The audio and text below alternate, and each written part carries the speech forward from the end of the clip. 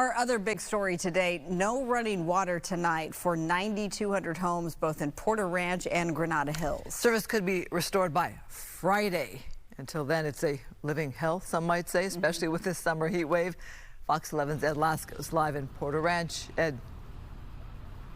And you're right about that, ladies. A living hell, almost 100 degrees, just short of that in the upper 90s when the sun was up. Now it dropped down below the hillside there. Pretty sunset. Joe will give you, look at the sunset real quick.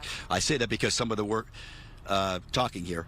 I say that because some of the workers have been saying that might be the brightest spot today because they've been at it since last night when all this started. Joe will give you a look over here to the left. This is on Porter Ranch Road. It's one of the areas. It's an intense pumping station, if you will, temporary station that they put up as it's part of the temporary plan to dial in, tap into a trunk line with the Metropolitan Water District, maybe get the water flowing in about 24 to 48 hours, a temporary fix. We're learning all of that from a press conference that they had down at City Hall a couple of hours ago. But let's get into the real situation here. To the video we go, check it. It's all traced back to this 10 million gallon tank and repair work on a pumping station and a valve. And as the workers tried to reopen that valve, it malfunctioned, shutting off the water supply from that huge tank, and that really left more than 9,200 customers of LADWP, Porter Ranch, Granada Hills, high and dry, dealing with it all through today. And that meant the city jumping into action, setting up not one but three water distribution centers at some of the parks around here, and nothing but a long line of cars, everybody coming up to get their free water from the city, a couple of pallets, if you will. And a lot of the folks happy for that, saying they can cook with it and they can wash up with that. But the trouble is some of the folks are saying, what do you do when you've got to start flushing your toilet? So a lot of concern with that, but also let's bring it back to how they're trying to get the water back on. So they have these temporary situations going on, and if they're successful, maybe there is some light at the end of the tunnel. Listen. If they are successful, we may be able to restore water service in the next 24 to 48 hours to the whole area. At the same time, our crews are working to remove the valve that failed to restore water flow to the tank. The location of the valve is 24 feet deep, and the repairs are very complex. They have been working since last night, and this morning they found 2 oil pipelines, active pipelines, a gas line, and large boulders that have complicated our excavation efforts. Well, we're just anxious about, having no water and how long will this take. Right. Just want to make, this to get fixed as soon as possible.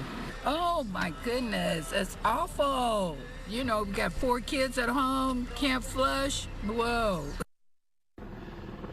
And now live, whoa, that is just some of the concern here. The LADWP official talking about they're trying to get down to the deep into the ground of that valve that malfunctioned to make all the final repairs, but it's some 24 feet underground. She was talking about some of the problems, the hazards they're having, so they're dealing with that. But in the meantime, they're hoping to get these temporary high-pressure pumps going to tap into the water supplies we've been talking about from the Metropolitan Water District, and maybe in 24, 40 hours get some water going. In the meantime, though, very important, ladies, they put out a boil water advisory for folks in this area.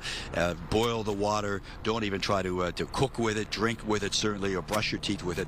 Boil it first, even if you have, some people may not have all the water that they want, but they may have a trickle coming out of their faucets, and that's what they're concerned about at this point. So it's still concerns here. One other point, the mayor at the press conference a little while ago saying that they've deployed a lot of extra fire engines, fire support up here, water tankers up here, because you have the heat wave continuing the next couple of days. No doubt, frankly, the mayor doesn't want to have a repeat of what happened in the Palisades back in January when there was a shortage of water. So they're very concerned about that here, especially with tomorrow and Friday temperatures. They're expecting to probably hit the triple-digit point. Yeah, for sure. We're going to hear from Adam in just a moment, our meteorologist. Do you know anything about... earlier we had our colleague Susan Harrisuna reporting live from a distribution center in Northridge, and they had just brought in these mobile units that had, the water fountains, shower capability there. You could do your laundry. Do you know when those become available to the public?